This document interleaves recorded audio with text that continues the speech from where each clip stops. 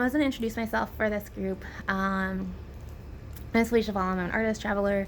A lot of what I do is social change through cultural art. It's kind of like my motto. I am watching the kiddo in the other, like, so if you see me looking away, that's what's going on. But yeah, so I think the fatigue of the style theories is relevant to me. I love the style theories. I love analysis. I love like analyzing faces based on the standard, the typical proportions and drawing. And most of those things are based on like European American or European descended people, which is great and fine. But I think there's a lot of things where it falls short. And like as an artist, I've done a life drawing for a long time, and I've studied the facial proportions, and I can see a lot of the things. And then, but also like there's some of the proportions and rules that I don't know as well. And so when I learn those, I'm like, oh, that makes total sense, and I'm able to see them a little bit better just because I've seen and analyzed so many faces based on those proportions and doing life drawing and all of that. So anyways, I love that aspect of it. I love that aspect of like Truth is Beauty, like Gabriella Arruda's chart. I think there needs to be more talk about black hair. Also like women in hijabs and that type of thing, like where, how that relates to your essence. If it is, I personally think that hair, especially black hair, like is a part of what makes your essence. Like it's part of that. To some extent, I'm not sure, but I do think I include hairstyle in the shape of the face. And like it, anyways, all that. So I think hair is something that needs to be talked about more. And I could be wrong with like why I think it should be included. I'm not opposed to that, but I think we need to talk about it more at least and have some real responses that are reasonable for people of color. So there's that. And then in the color analysis world, I am olive. I'm cool olive. Cool, soft, and deep olive. So I'm not quite a deep winter because I'm soft. So anyways, I don't quite fit into those ones.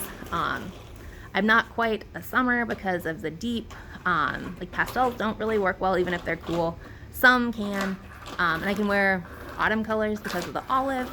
But I can't wear autumn greens, again, because of the olive. So anyway, so like color analysis, I'm not quite in the main part. And then like with the Truth is Beauty world and style essences, there's been a lot of debate. Like some people get really heated on what, like if you don't agree with them, they're like, well, you just don't like rules, or like, well, that, like you look terrible in this, and like you should never wear it. It just distracts, and like, I'm kind of over it. I am like, I think there's an element of like harmonious, and that's fine. But when you start to think like, when you start to think like, well, that just overwhelms you. You can't wear that, or like, just some of the attitudes and the like thinking that it's the only thing that matters, and like you can't look good without following those rules, and I'm over it.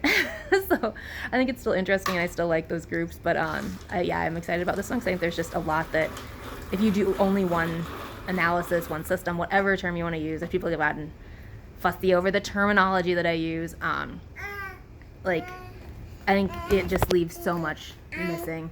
And like, and I think the Truth is Beauty does a great job of including multi-ethnic backgrounds and like diversity, but at the same time, like one of the names is still Southern Belle, and so I'm like, I'm gonna be critical. If you can name something Southern Belle, like one of the types of Southern Belle at all, and like mean that in an acceptable way, like I'm gonna go ahead and say that you probably don't know much about black hair. So I am.